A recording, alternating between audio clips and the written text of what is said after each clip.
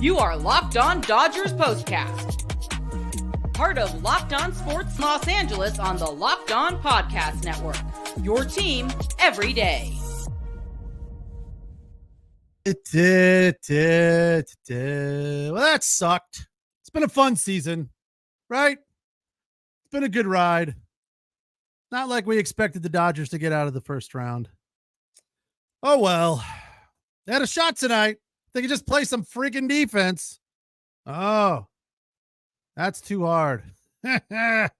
Welcome to the Locked On Dodgers Postcast on the Locked On Sports LA YouTube channel, the place to hang out when every game and season is done. You can also listen wherever you find your podcasts on the Locked On Dodgers podcast feed. Game 3 to the Padres. They led 6-1. Teo Hernandez made it a ball game. Caused me to jump out of my seat, high-fiving people at the high school where I was working earlier tonight doing volleyball. Made it home in time for the show, which I'm happy about. Not happy about the outcome. Really felt like they had a shot here. Just play some defense. Simple stuff for these guys. Mickey Rojas, one of the best shortstops in the game. What was that? What was that? Seriously, was he injured? Because I know he left the game injured. I don't know. That's not a Mickey play. Feed Lux, double play. You're done. No. And then you give Tatis the opportunity to hit a bomb. Is there anybody less that we would rather see hit a bomb than Tatis? Maybe Machado, but I say Tatis. It's a tie between those two jerkwads. At least today they kind of acted professionally, somewhat. Obviously, when you're in front of your home crowd, a little less taunting is needed and required. Tonight's episode of the Locked On Dodgers Postcast, second to last of the season, brought to you by Booking.com.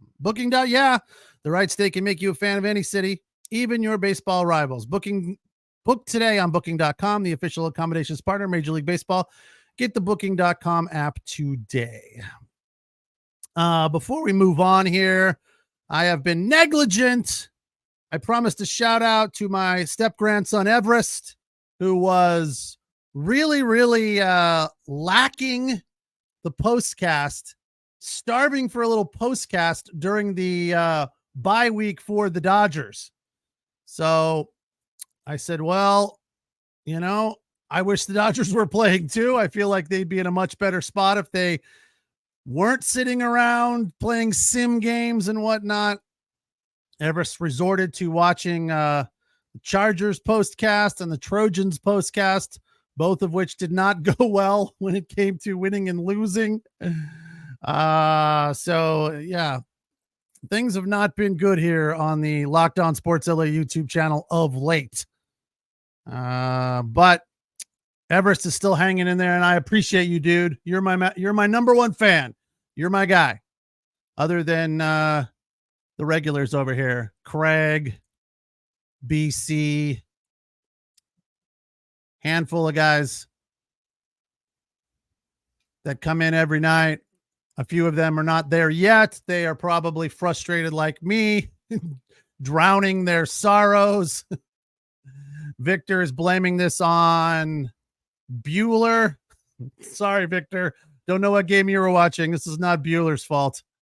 Buehler got ground balls that were routine out of the inning. Not Buehler's fault. Surprisingly, haven't seen one fire Dave Roberts yet. Interesting. I thought Dave Roberts did a fantastic job managing this game tonight. I really appreciated the fact that he used his eyes to see that Buehler had it going and left him in there to get out of that inning. I'm sure the analytics did not back that move, but Dave Roberts did it. Told the sideline reporter, we're not ready to wave the right flag yet, the white flag. And he was right. They weren't. They battled. Buehler settled down, The stat line is not indicative of his performance. One bad frame because his defense just melted down. 6 runs on 7 hits. Yeah, that was a bad pitch to Tatis, but it shouldn't have even happened. I know he would have faced him in the next inning, but that's a completely different scenario. So you can't say that it would have turned out the same way. It definitely would not have. It was just a bad pitch, really. All those damn ground balls. Fielder's choice, Peralta had a nice stroke down the line. That was a nice piece of hitting there. That wasn't a bad pitch, though. I mean, down and into a left-handed hitter who pulls it down the line.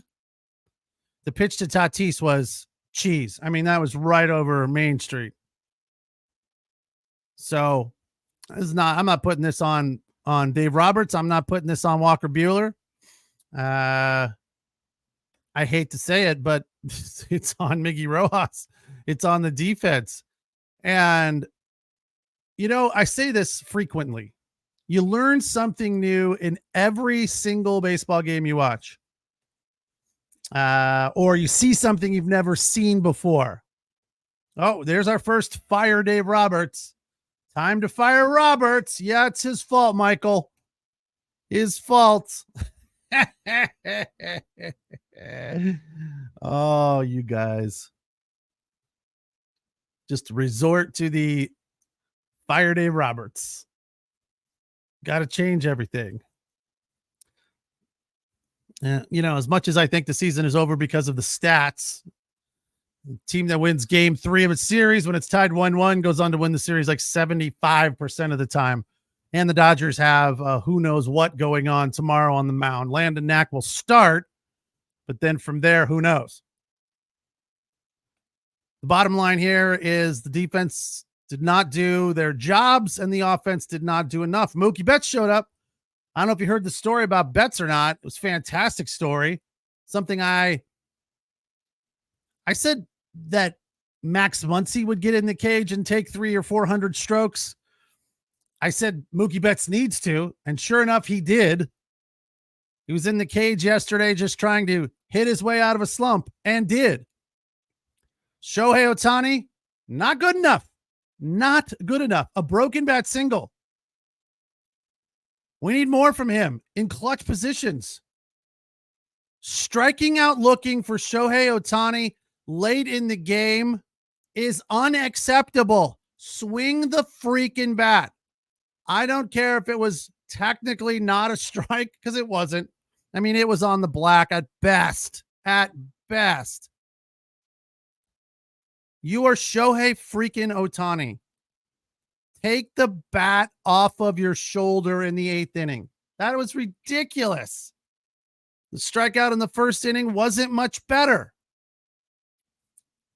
I was about to write a note that was a really good at bat in the 8th inning.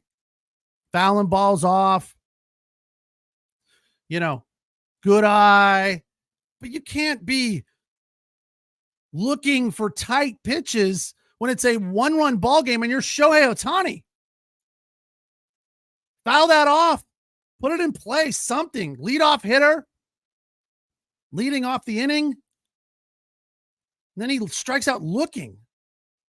It's not good enough. Sorry.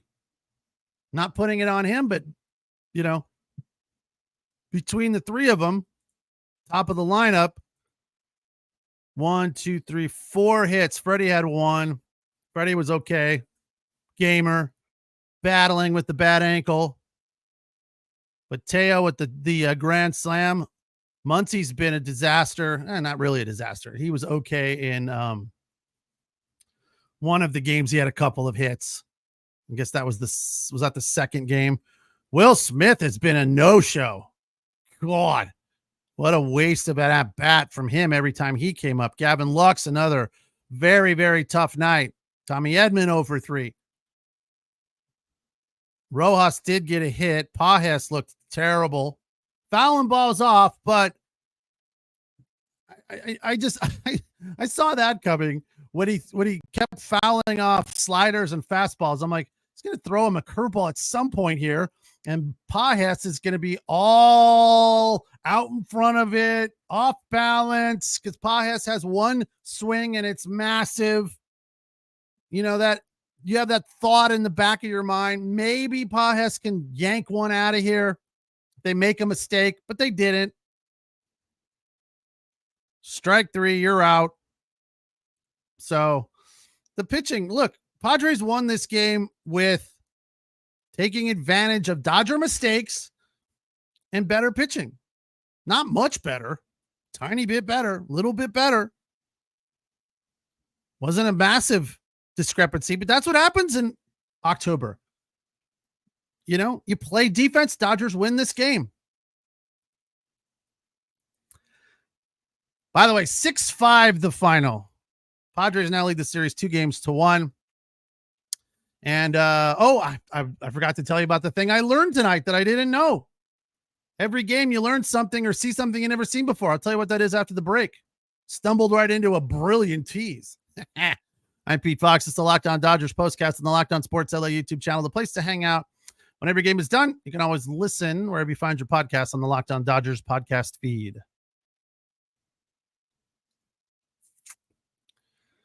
Tonight's episode of the Locked On Dodgers Postcast is brought to you by FanDuel.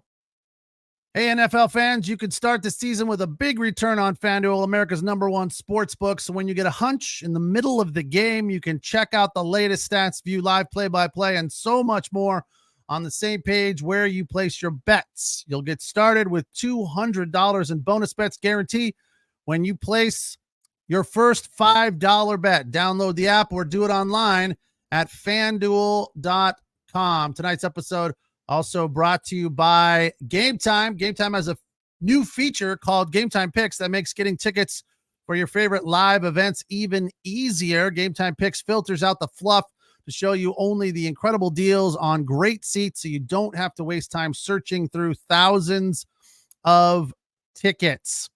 The other thing about Game Time that I love is the views from your seats.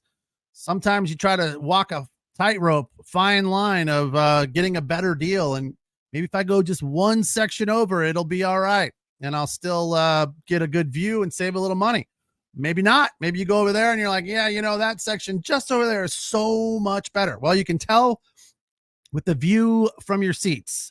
They also have the lowest prices guarantee, event cancellation protection, and job loss protection. All of that is available. Very easy to use and very, very safe. Take the guesswork out of buying tickets with Game Time, not just for sports, concerts, comedy, theater, everything you need a ticket for. Game Time has it. Download the Game Time app, create an account, use the code LOCKEDONMLB for $20 off your first purchase. Terms apply again, and create an account and redeem the code LOCKEDONMLB,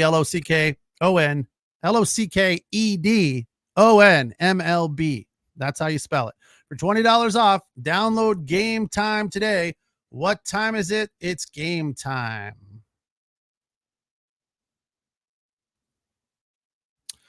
Six-5, the Padres hold on after a 6-run second inning. Both the Dodgers and the Padres went completely to sleep at the plate. The bullpens had really nice nights, shutting down both teams after those early outbursts from both teams. Mookie Betts, how about that? I mean, that was freaking unbelievable.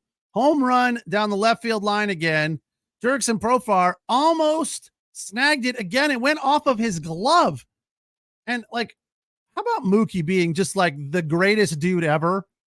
Instead of being cocky and acting confident, like, yeah, that's out. He was like, oh, he caught it again. Didn't seem upset at all. It was like running back to the dugout and like hands out, like, what's up? And finally they gave the circle for the home run call. So he makes another circle around the mound and goes back to second base and touches them all for the home run. That was just, wow, bizarre. Something that another thing I don't think I've ever seen before. But here's the thing that happened in the game that I was like, how is that illegal? As you know, I'm not a fan of Manny Machado by any stretch in any way, shape, or form, on or off the field. Don't like the guy. Feel like he does everything to cheat. Feel like he's got overly cocky attitude, which I'm sure that he would not deny. Yeah, I'm very cocky and I'm proud of it. I can back it up kind of a thing. But I feel like he takes it too far time and time again, always trying to, find a loophole. Tatis is another one, right? So when Machado is running to second base after Freddie fields the ground ball off the bat of Profar, I think it was Profar. Maybe it wasn't Profar. It was Merrill. Freddie makes a nice play at first base on his knees, trying to roll the double play. Machado is a good at least a foot to 2 feet inside what we think and know is the baseline on the grass. And Freddie hits him in the back. No outs. That started the rally. That whole thing, which they charged Freddie with an error, turned out to be completely legal. And thanks to Joe for explaining it. I didn't know this rule. The only time you can be called out for running out of the base path is when you're trying to avoid a tag. If you're just running to the base, you can run anywhere you want. There are no restrictions. What? Really? Did anybody else see that and go, how is that okay? At first, when I first saw it in live real time, I was like, okay, just, wrong place at the wrong time. Bad throw from Freddie from his knees. But then you watch it in slow-mo and Manny's like makes a left turn. He's kind of running around and, obviously the play is happening behind him. He can't see what's going on, but he I hate to give him credit, but that was a super heads up play. And he got in the path of the ball. Maybe it was just flat out luck, but the bottom line is it was a good play. Why are Dodger fans such crybabies? Who's crying? Am I crying? I don't know that I'm crying. Calling Manny Machado and Jerkson Profar and Fernando Tatis whiny bitches and unprofessional juveniles. That's true. That is not whining. Look, they're good baseball players, but they're not good people. They are a-holes. And I guess that's why Dodger fans are whining. Because I've watched all of the other playoff games going on. Yankees, Royals, Indians. God, I can't stop saying Indians. Cleveland Guardians, Detroit Tigers, Phillies, Mets. Guess how many times I've seen people act juvenile like Fernando Tatis, shaking their junk at the fans. Guess how many times? Guess how many times I've seen a player throw a ball into the dugout? 0! It has not happened. Just your guys. Wheelie. So if that's me being whiny, then I'll own it.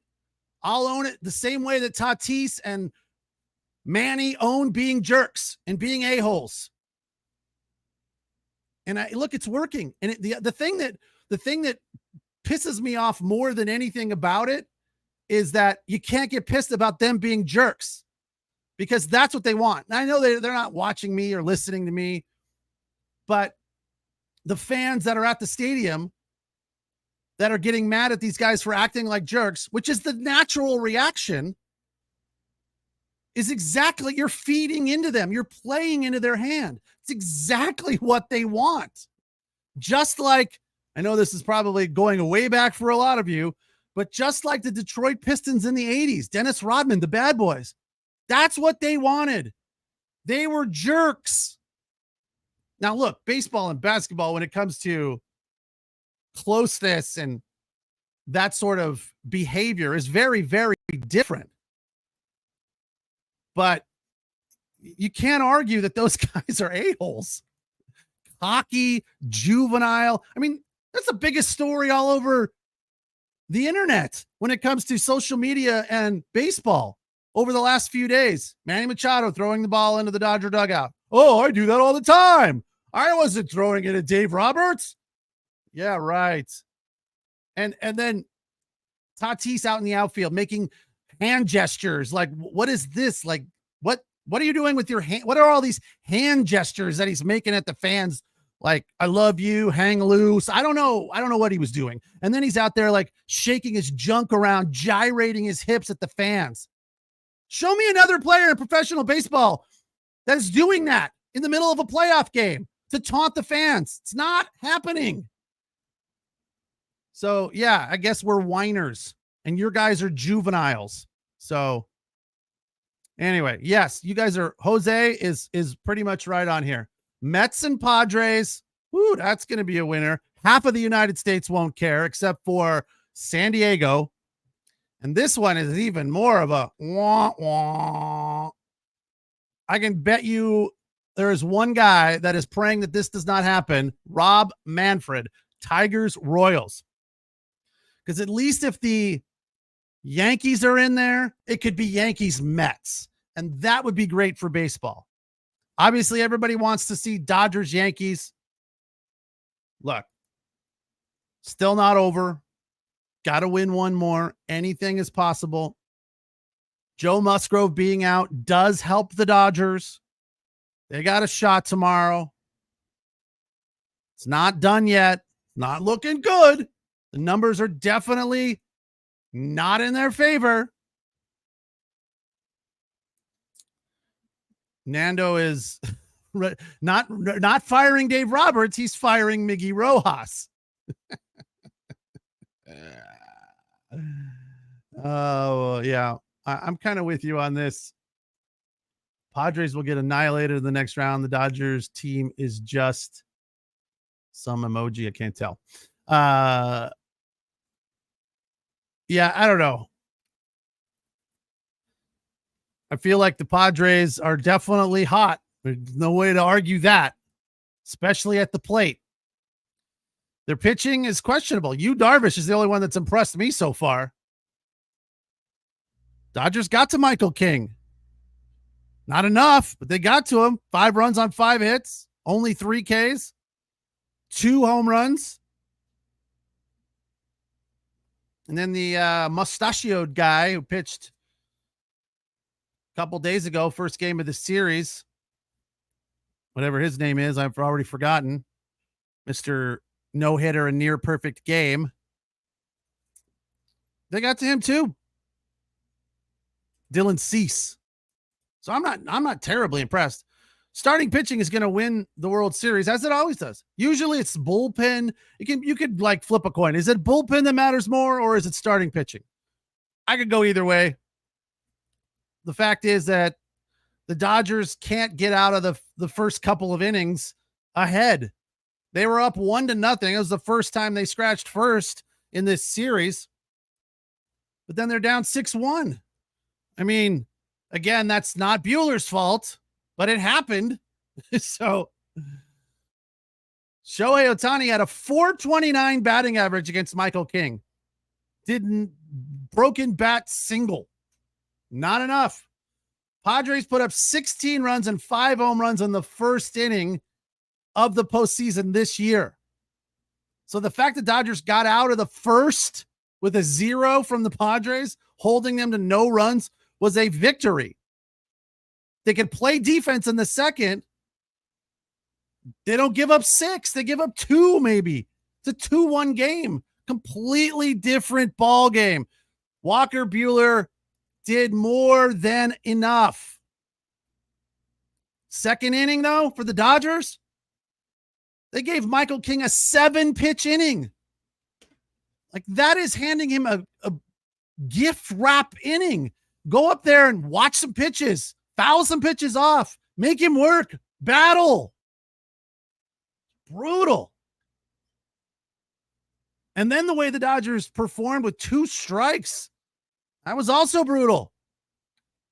Talk about that after this. I'll break that number down for you. If you want some more bad news, I got it for you. It's the Locked On Dodgers postcast on the Locked On Sports LA YouTube channel, the place to hang out when every game is done. You can also listen wherever you find your podcasts on the Locked On Dodgers podcast feed. You can also find Jeff and Vince there doing the Locked On Dodgers daily podcast.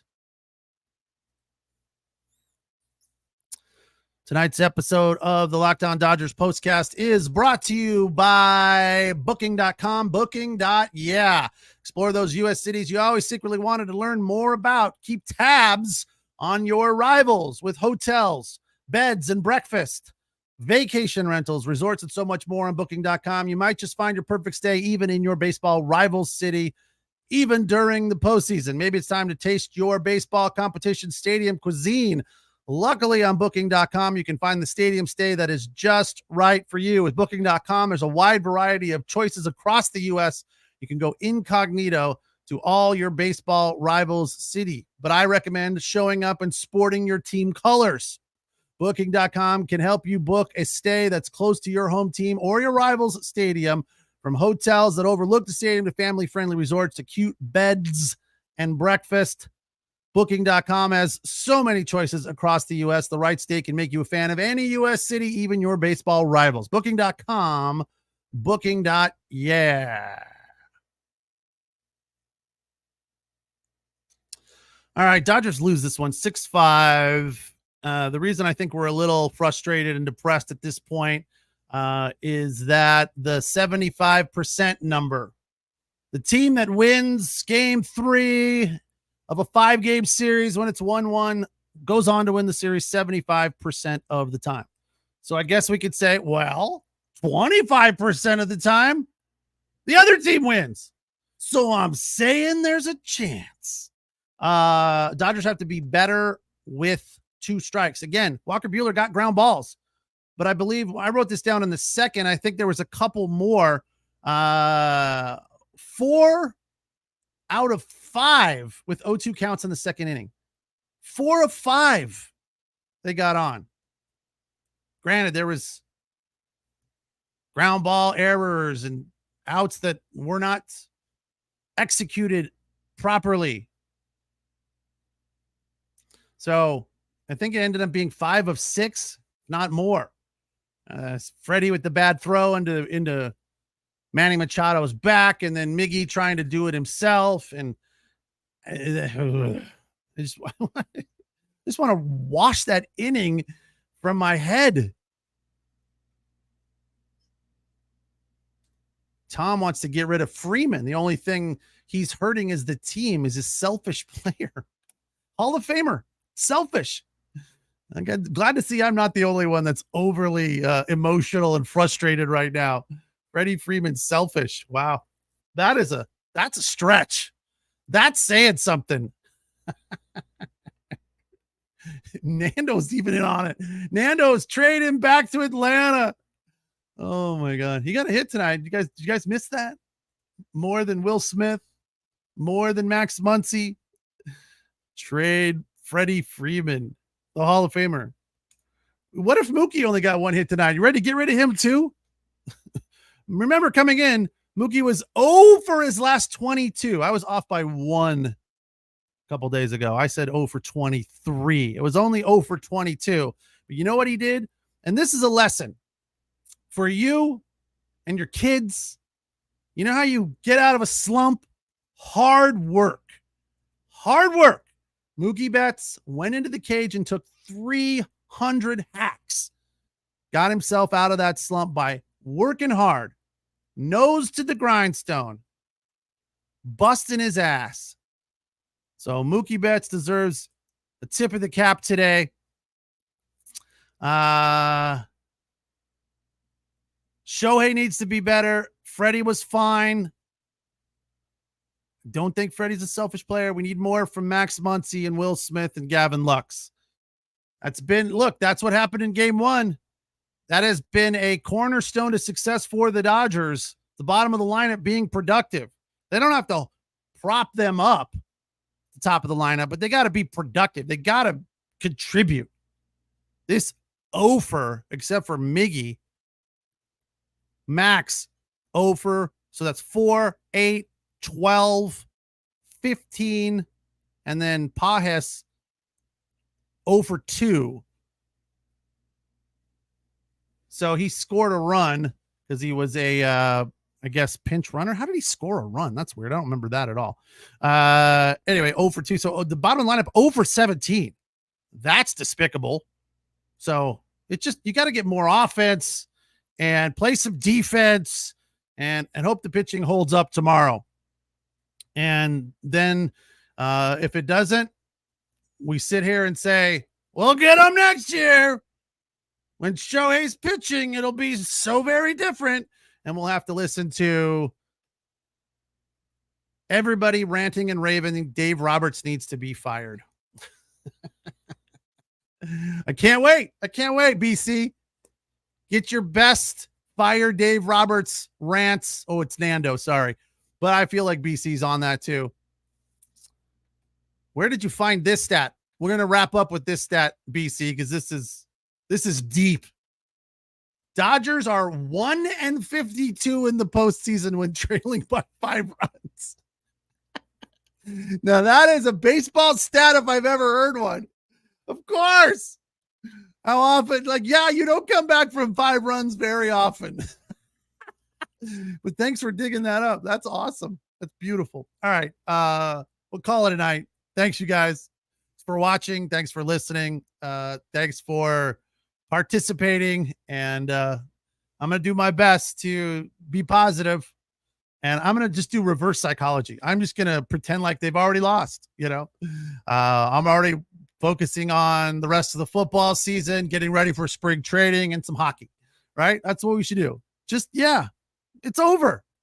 If you have any friends that are Padres fans, don't get into it with them. Just go, yeah, we're done. We suck. Best record in baseball, out in the first round. Trust me, we're not going to be the only ones. Philly will probably be out.